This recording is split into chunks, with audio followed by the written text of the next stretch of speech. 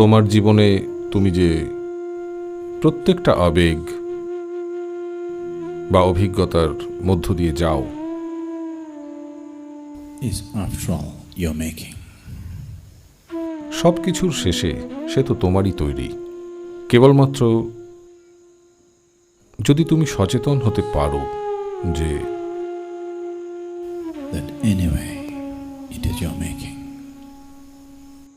এমনিতেই এটা তো তোমারই তৈরি, You will definitely choose the sweetest way to be. তবে তুমি অবশ্যই জীবনের জন্য সবচেয়ে মধুর পথটাই বেছে নেবে। Devotion is not only the sweetest way to be, it is also the highest form of intelligence. ভক্তি জীবনের জন্য সবচেয়ে মধুর রাস্তাই শুধু নয়, এটা বুদ্ধিমত্তার সর্বোচ্চ রূপও। কিন্তু যারা নিজেদের ভক্ত বলে দাবি করেন, সাধারণত তারা একদল মূর্খ মানুষের সমষ্টি হয়ে থাকেন।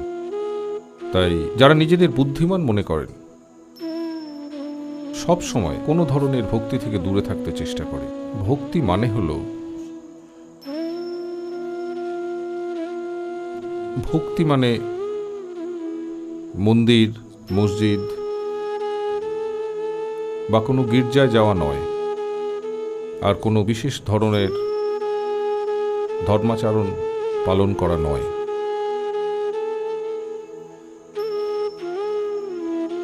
ভক্তির সহজ অর্থ হল তোমার জীবনের যেসব মুহূর্তে তুমি সচেতন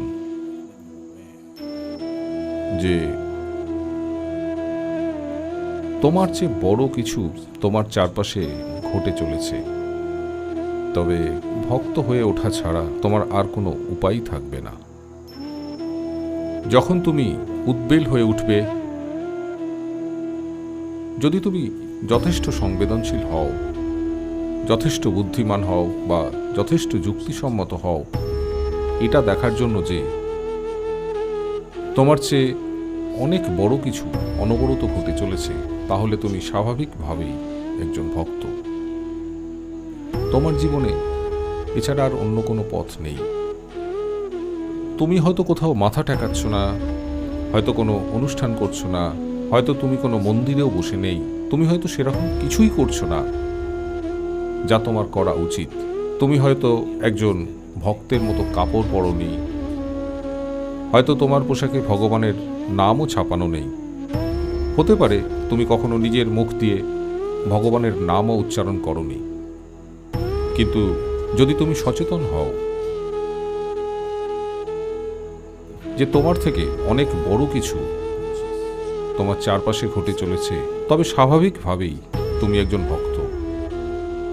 এছাড়া জীবনে অন্য কোনো পথ নেই।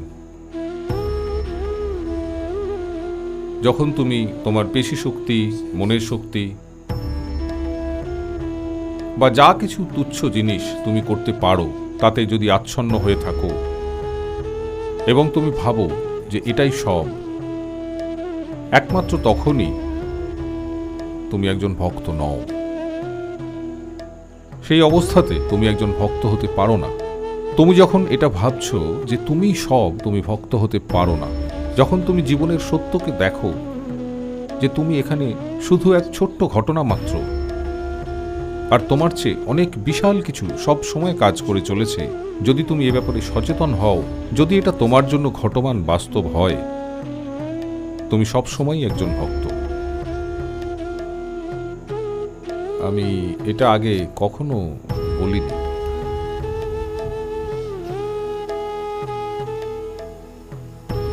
আমি বলতে দ্বিধা বোধ করছি, কারণ কথাটা ছড়াবে আর আমার সুনাম নষ্ট করবে।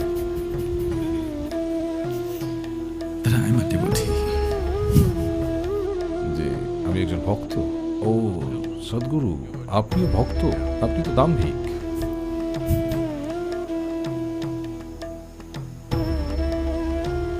এতে অনেক প্রয়াস লাগে, নিজেকে দাম্ভিক দেখানোতে অনেক কিছু লাগে।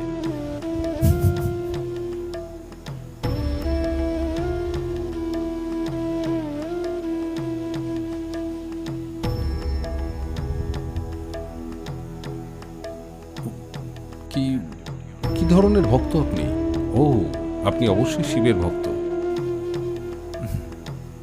Shiva is my partner. Shiva আমার সঙ্গী।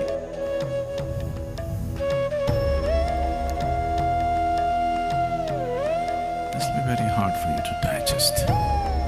I'm devoted to you. এটা তোমাদের হজম করতে কষ্ট হবে যে আমি তোমাদের ভক্ত। এটা তোমরা বোঝো বা নাই বোঝো, এটা বোঝা খুব কঠিন যে ভক্তি মানে এই নয় যে আমাকে তোমাদের সামনে নতজানু হতে হবে বা তোমাদের পা ছুঁতে হবে বা তোমাদের গুণগান গাইতে হবে।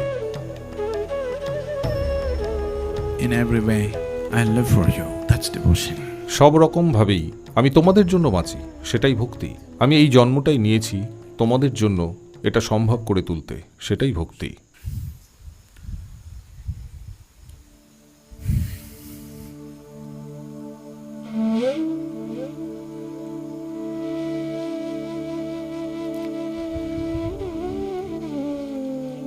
যখন তুমি অন্য কারো